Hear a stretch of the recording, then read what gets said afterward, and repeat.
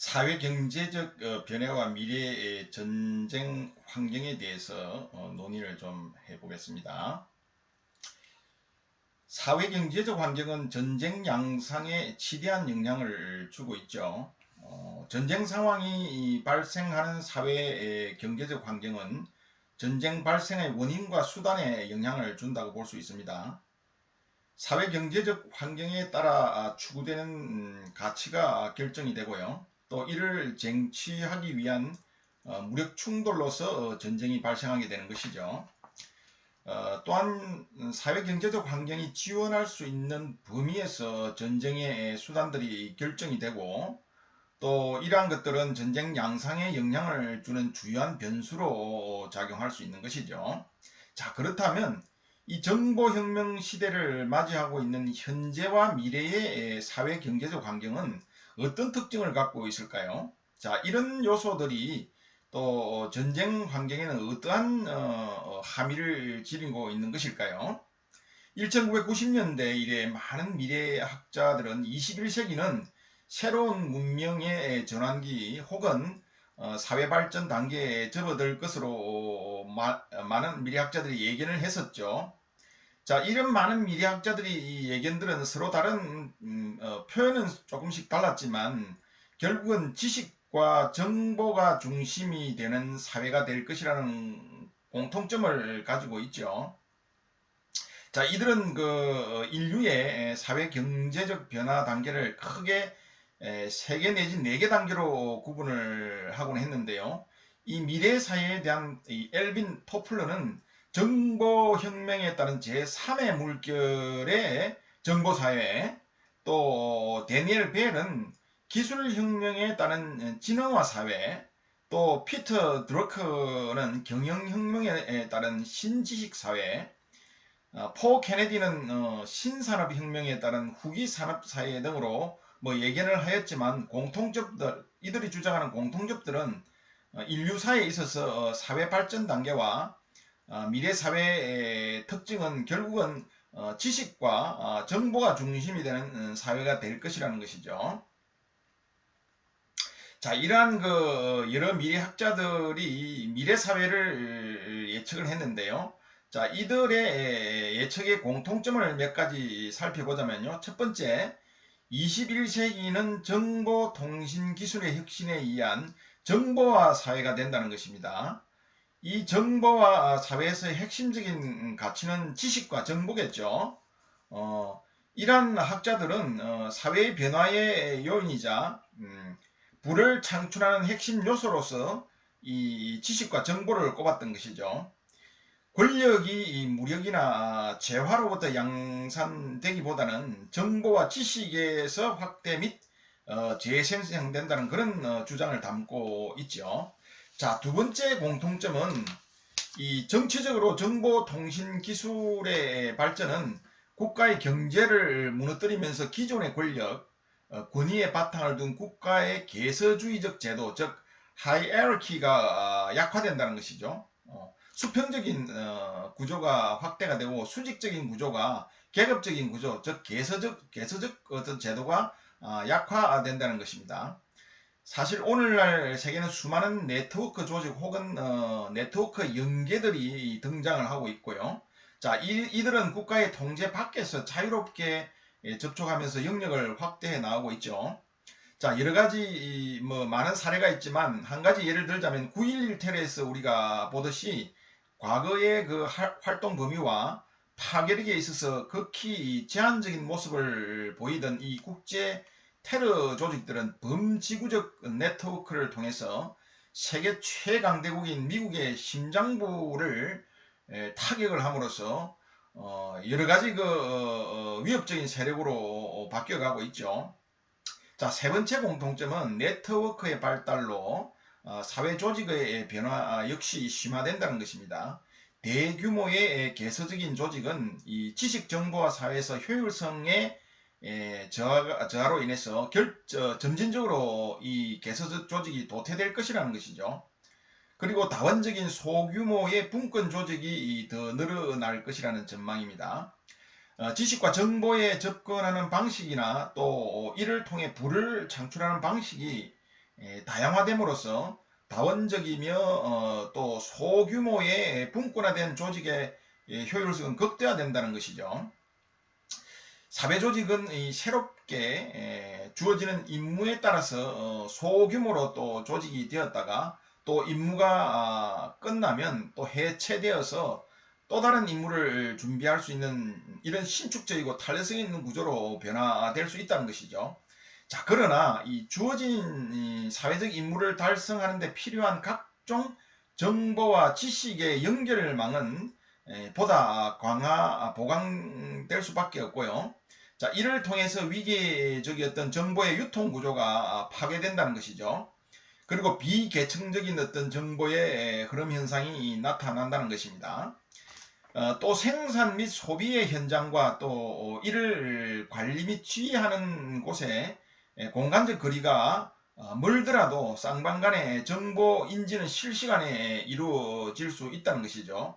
자, 이러한 공통점들을 요약하자면 21세기는 정보혁명으로 야기된 지식정보화 사회의 도래와 함께 경제적 차원에서 탈대량화, 탈집중화, 세계화 현상이 가속화되고 정치적인 측면에서는 탈이데올로기화, 국가 권력의 약화, 국가 이외의 비국가 행위자들의 등장, 사회 조직적 차원에서도 이 다원화, 분권화, 개인화 등의 현상이 심화될 것이라는 전망이죠.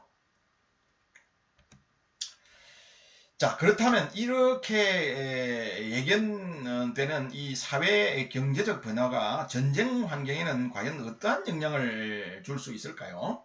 자, 이 질문에 대해서 이 엘린과 하이디 토플러 부부죠, 서로 공저인 그 전쟁과 반전쟁 War and Anti-War에서 이 미래 전장 환경에 대한 깊은 통찰력을 제공해주고 있죠. 이 토플러 부부는 이 저서에서 전쟁과 반전쟁이라는 저서에서 현재와 21세기에 직면하게 될 전쟁을 제3물결 전쟁이라 개념화했죠. 역사적으로 전쟁 수행 방식은 당 시대의 경제 방식을 반영한 것이라고 이 부분은 주장을 하고 있고요. 인류 최초의 농업혁명에 이은 제1물결의 농업경제는 당시 전쟁의 방식에 그대로 반영되어 나타나고 있다고 주장을 하고 있습니다. 제1물결의 농경사회는 힘의 원천이 물리력과 토지이죠. 이런 사회에서 농경사회에서 이 경제력을 갖추는 방법은 대량의 노동력을 확보하는 것이겠죠. 이래서 노동집약적이고 가부장적인 어떤 조직 구조가 적합한 것이겠죠. 사회를 지탱하는 핵심적인 기술은 농경에 필요한 도구나 기계와 관련된 것이었고요. 국가 조직 역시 봉건적 영토 국가의 형태를 유지했을 것입니다. 이 당시 사회의 전쟁 환경은 즉 농업경제 시대를 이야기하는 것이죠. 제1물결 시대. 이 제1물결 시대의 사회의 전쟁 환경은 농경시대의 사회 경제적 환경에 종속되어 있었다고 볼 수가 있죠. 고대 그리스의 경우 전쟁은 농사짓는 계절을 피해서 전쟁을 했고요. 또 당시 이 지원병의 경우에는 겨울철에 일손이 필요 없는 사람들도 충원이 되었었죠. 이 봉건 시대에는 왕이 큰 전쟁을 하기 위해서는 병력 보충을 해야 봉건 귀족에게 의존할 수밖에 없었는데요. 즉 임시방편으로 구성된 군대로 전투를 했던 것이죠. 또한 무기도 이 표준화되지 못했고요. 주로 그 완력에 의해서 근접전을 할 수 있도록 칼이나 도끼, 창 등이 주로 사용이 되었던 것입니다. 자, 그런데 이 산업혁명으로 인한 제2물결 시대를 맞이했어요. 자, 이 제2물결 역시 전쟁은 부의 창조 및 노동의 변화를 반영했다는 것을 우리가 알 수 있는데요. 농경사회에서 산업사회로의 변화를 일으킨 근본적인 이유는 산업혁명이었죠. 자, 이 시대, 산업혁명 시대의 권력은 재화와 강철에서 창출이 되었고요. 경쟁력을 갖추기 위해 자본의 확보가 매우 중요하게 되었죠. 자, 대량 생산을 위해서 자본 집약적이고 또 분업형의 피라미드 구조가 효율성을 극대화시킬 수 있는 그런 조직 구조가 요구가 되었고요. 분업의 원리에 입각한 대량 생산이 이 사회의 중요한 목표가 되었죠. 사회를 또한 지탱하는 이 핵심적인 기술은 기계나 에너지와 연관된 것들이었고요. 시장화, 대중화가 중심이 되는 시장 원리에 따라서 생산과 소비가 이루어졌던 것이죠. 자, 국가의 조직은요, 국가의 형태로 변모했고요. 또 이러한 것들은 대량 생산뿐만 아니라 대량 징집도 가능하게 만들어 주었죠. 프랑스 혁명 이후에 나폴레옹 전쟁을 기점으로 해서 이전의 제한 전쟁에서 무제한 전쟁으로 전쟁의 성격 자체가 변화되었었죠. 자, 대량 생산 방법으로 만들어진 이 표준화된 무기들은 전쟁을 가장 극적으로 변화시킨 주인공들이었습니다. 이 산업혁명은 군대의 조직, 군사훈련, 또 군사교리 등에도 영향을 미쳤고요. 18세기에 들어서 전문 직업 장교단이 탄생을 하게 되었고, 이 이전에 오합지졸의 군대는 전문적인 훈련을 받은 장교단에 의해서 조직된 상비군으로 대체되었던 것이죠. 또 총력전과 대량 파괴 개념은 이 제2물결 경제에서 파생된 제2물결형 전쟁의 극치라고 우리가 할 수가 있습니다. 자, 정보혁명으로 인한 제3물결 시대의 경제 환경의 변화는 그 폭이 이전과는 비교할 수 없을 정도로 크다고 볼 수가 있죠. 자, 산업사회에서 정보화 사회로의 혁명적 변화로 인한 사회적 권력은 이 지식과 정보에서 창출되게 되었던 것이죠. 이 사회적 경쟁력의 확보를 위한 이 기술 습득을 위해 많은 사람들이 노력을 하게 되었고요. 조직 구조적 측면에서 보면 정보 집약형 그리고 네트워크형 조직이 대두가 되게 되었죠. 또 사회를 지탱하는 핵심적인 기술은 시스템이나 네트워킹 기술이 될 것이라고 엘빈 토플러는 예측을 했고요. 또 다품종 소량 생산 방식이 중요한 경제 원리가 될 것이라고 전쟁과 반전쟁에서 예견을 했는데요. 이러한 예견들은 오늘날에 있어서 거의 현실화되어 나타나고 있죠. 자, 이 제3물결 시대의 전쟁 양상은 지금까지 이야기한 이런 사회 경제적 변화로 인해서 여러 가지 현상이 나타날 것으로 예상을 했었는데요. 첫 번째는 이 지식, 즉 날리지가 지식이 전쟁의 승패를 가르는 핵심적인 요소로 작용한다고 주장을 하고 있습니다. 자, 생산에서 정보, 문화와 같은 이런 지식이 노동 소요량을 줄이고 에너지를 절약하게 되고요.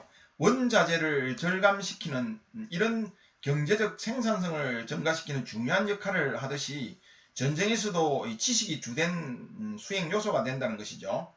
즉 지식은 이 C4I SR로 대표되는 이 시스템을 통해서 정보의 수집, 분석, 배포하는 역할과 또 이를 역이용해서 적의 지휘, 통제 수단을 파괴하고 와해시키는 이런 행위를 통해서 적을 굴복시킬 수 있는 새로운 가능성을 열어주었던 것이죠.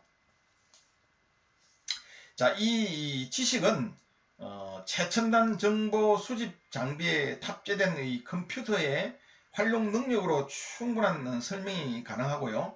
또 적의 극초단파, 또 중계탑, 전화교환시설, 광섬유 접속점, 동축 케이블 선 등의 이런 지휘 통제 수단을 마비시킴으로써 적의 지휘부를 와해시킬 수 있고 또 고립시킬 수 있는 이런 중요한 역할을 한 것이 바로 또한 이 C4ISR로 대표되는 여러 가지 시스템이라고 할 수가 있죠. 자, 미국은 아프간 전쟁과 제2차 이라크 전쟁 시에 적과 아군의 이동 상황에 대한 실시간 영상 정보와 전장 정보를 제공받을 수 있었죠. 각종 감시 정찰 이 전력들은 고정 목표들 뿐만 아니고 이동하는 적에 대해서도 영상 정보를 실시간으로 제공을 할 수 있었습니다. 자, 미국은 지상 전장 상황과 표적 정보를 폭격기와 이 전투기 또 특수전 부대 또는 기타 지상군 또는 해상 크루즈 미사일 부대 등에 전송할 수 있는 능력을 보유하고 있었죠. 자, 이런 능력을 기반으로 지상군이 보고하는 피해 판정을 근거로 추가적인 공격도 할 수 있었고요. 자, 미국은 이러한 데이터와 정밀 타격전을 결합해서 타격 임무를 수행할 수 있었고요. 경우에 따라서는 실시간대에 이루어진 이 피해 판정을 근거로 표적을 재선정하고 또 재타격할 수 있는 그런 능력들을 과시할 수 있었죠. 자, 요컨대 이 지식은 이 생산성의 핵심 자원이면서도 미래전에서는 파괴의 핵심 자원이 된다는 것입니다. 자, 이 두 번째에는 파괴에 있어도 탈대량화 현상이 보편화해야 된다는 것이죠. 자, 지금 우리가 제3물결 시대의 전쟁 양상의 현상에 대해서 설명을 하고 있죠. 첫 번째는 지식이 전쟁의 승패를 가르는 핵심적인 요소로 작용할 것이라는 것이고요. 두 번째는 이 파괴에 있어서도 탈대량화 현상이 보편화된다는 것이죠. 많은 기업들은 그 다양한 소비자의 취향에 맞추어서 맞춤 생산이 가능한 이 자동 설비된 시스템을 운영함에 따라서 기존의 대량 생산에서 벗어나서 이 다품종 소량화의 트렌드를 정착을 시켰습니다. 전쟁에 있어서도 이 정밀 유도무기의 등장은 이러한 현상을 가속화하고 있죠. 보다 정밀해진 이 무기 체계는 적의 전쟁 지휘부나 핵심 시설 등을 선별해서 타격할 수 있는 가능성을 열어놓았고요. 또 이를 통해서 과거의 무차별적인 물량 위주의 폭격보다는 소수의 정밀 유도무기로 전쟁의 목적을 달성할 수 있게 되었던 것이죠. 다시 말하면 이 소수의 정밀 무기로 다수의 표적을 타격해서 전쟁 목적을 달성하는 효과를 거둘 수 있게 되었다는 것입니다. 예를 들면 아프간 전쟁 당시에 사용된 총 폭탄수는 걸프전 당시에 26만 5천 개에서 2만 2천 개로 현저히 감소했습니다. 자, 이러한 차이는 정밀 유도무기 사용 빈도가 증가했기 때문에 일어난 현상이라고 볼 수가 있죠. 이 정밀 유도무기의 사용은 걸프전에서 2만 450발로 전체 폭탄의 7 내지 8% 정도의 수준이었지만 아프간전에서는 12,500발로 전체 사용량의 56%에 이르는 비중을 차지를 했던 것입니다. 자, 세 번째의 특징은 뭐냐면요. 자, 세 번째의 제3의 물결 시대의 전쟁 양상의 세 번째 현상은 첫 번째는 뭐냐면 지식이 전쟁의 승패를 가르는 핵심 요소로 작용할 것이라는 것이고요. 두 번째는 파괴에 있어서 탈대량화의 현상이 보편화될 것이라는 것이고요. 자, 세 번째는 이 제3물결 경제에서 요구되는 노동의 대표적인 형태가 전문 기술자인 것처럼 이 미래전 수행에서도 상당한 지식으로 무장된 이 지식전사, knowledge warrior, 이 knowledge warrior가 필요하게 된다는 것입니다. 제1, 2물결 전쟁에서 전쟁에 비해서 이 제3물결형 전쟁은 첨단 과학 기술이 도입된 이 컴퓨터화된 무기 체계와 지휘 통제 체계에 의해서 수행된다는 것이죠. 무기 체계나 장비의 활용에 필요한 교육훈련과 교육훈련을 받지 못한 군인들은 단순 노동자가 도태되는 것과 마찬가지로 제 역량을 발휘할 수가 없게 되겠죠. 더 나아가서 임무 수행 분야가 전문화될수록 새로운 대체 인원의 충원에 어려움을 겪을 수밖에 없죠. 아울러서 미래전에 있어서 병사들의 임무 수행은 보다 전문화될 것으로 이렇게 바라보고 있습니다. 자, 네 번째 제3의 물결 시대에서 네 번째 현상은 미래전에서는 이 규모가 축소가 되고 독립성과 융통성이 정대된 군 조직이 보다 효과적일 것이라는 점이에요. 경제 조직은 급변하는 경제 상황에 기민하게 대처하기 위해서 기존의 피라미드형의 통일적 관료 기구에서 수평적인 팀 단위의 유연성과 기동성을 중요시하듯이 군 조직도 이 슬림화되고 독립적이고 유연성이 보장되는 조직이 요구가 된다는 것입니다.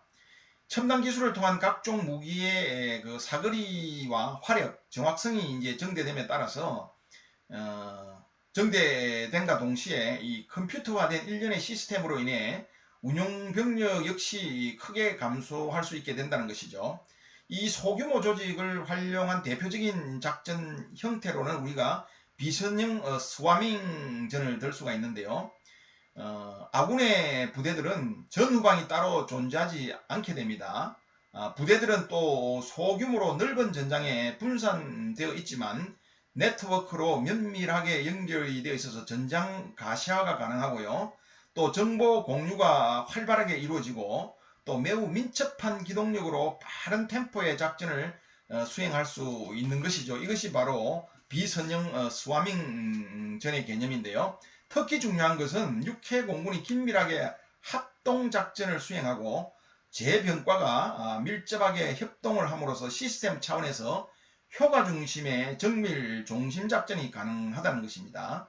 자, 미래전장에서는 이 아군 부대들은 생존을 위해서 소규모로 분산되고 또 비선형적으로 운영되다가 필요시에는 적에게 다방면에서 집중적으로 적을 공격하고 또 공격 후에는 다시 분산 운영되는 모습을 보인다는 것이죠. 자, 이런 비선형 스와밍전을 효율적으로 수행하기 위해서 특별히 요구되는 능력은 독립적으로 분산되어 있는 이 소규모 단위 부대들의 독립작전 수행 능력이라고 볼 수가 있습니다. 자, 제3물결 시대에 나타나는 다섯 번째 현상은요. 미래전이 네트워크가 된 시스템 중심이 된 이 소위 말해서 NCW 전쟁이 될 것이라는 것입니다. 이 발달된 네트워킹 기술로 인해서 육해 공군, 우주, 사이버 등의 공간들이 유의적으로 통합이 되고요. 또 일련의 지휘 통제 절차 역시 네트워크가 되어서 실시간으로 이루어지는 것이죠. 경제의 복잡성이 증가하면서 보다 더 정교한 통합과 관리가 요구가 되고 경쟁이 치열해지고 속도의 증가가 요구되듯이 이 전쟁 역시 다양한 조직과 장비, 무기체계 등 각종 전투력이 하나의 시스템으로 통합 관리되고 또 운용되고 이런 기반 하에 의사결정의 상대적 속도를 증가시킬 수 있다는 그런 것이죠. 무기체계 발전과 사회 경제적 변화에 따른 전쟁 환경에 대해서 지금까지 쭉 설명을 했는데요. 다시 한번 전체적으로 내용을 한번 요약을 해 보도록 하겠습니다. 자, 21세기에 나타난 이 보편적인 현상들을 미래학자들이 이제 의견을 종합해 볼 때 이 정보 감시 정찰 체계가 전쟁 수행의 핵심 근간이 될 것이라는 것이고요. 또 리얼타임으로 지휘 통제가 가능할 것이고 그리고 정밀 유도 무기와 스마트 폭탄이 발달됨으로써 발견한 것은 모두 공격이 가능하고 또 공격한 것은 거의 모두 파괴시킬 수 있는 이런 전투 방식의 로 변환될 것이라는 게 이제 오늘날 우리가 일어나고 있는 보편적 현상으로 설명할 수 있죠. 자, 그래서 이 무기 체계가 발전함에 따라서 전쟁 양상도 변화가 되고 있는데요. 우선 무인 감시 정찰 체계가 일반화되고 있고요. 또 전력의 이 플랫폼, 즉 무기 체계가 이제 사람에 의해서라기보다는 이 무인화로 전력의 규모가 감소되고요. 반면에 파괴 효과는 매우 정대된다는 것이죠. 그렇기 때문에 앞으로는 적은 인력으로 보다 많은 전투 효과를 달성을 할 수 있게 된 것이죠. 또한 정보와 네트워크의 발달로 인해서 인력 구조, 그동안 많은 사람의 손이 필요했던 그런 구조에서 인력 구조가 규모가 축소되는 현상을 겪게 될 것이고요.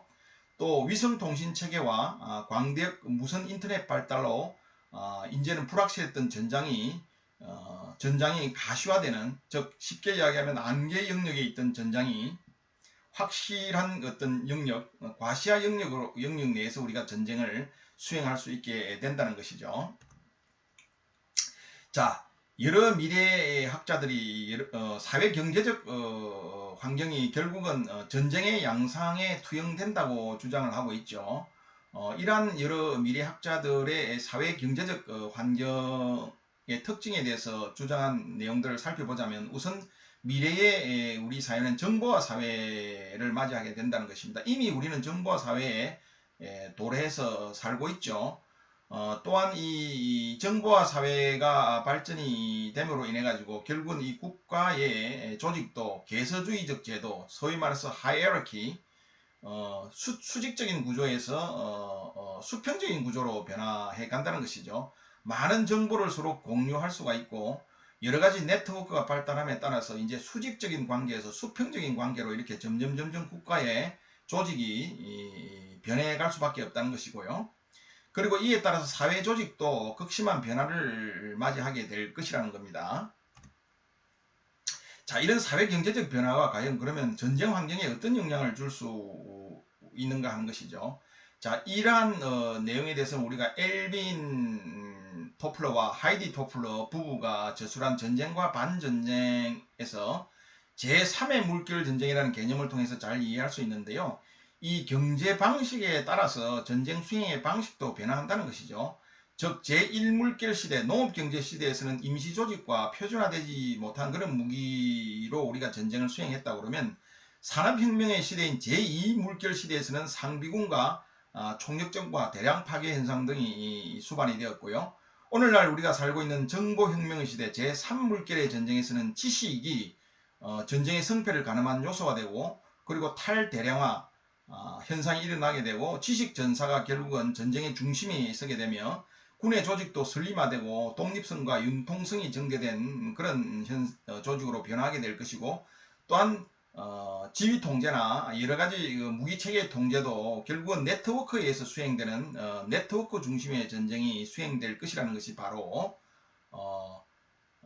엘빈과 하이디 토플러가 주장한 경제 방식 변화에 따른 전쟁 수행 방식의 변화의 핵심적인 내용으로 설명을 할 수가 있겠습니다. 자, 오늘 강의는 이것으로 마치도록 하겠습니다.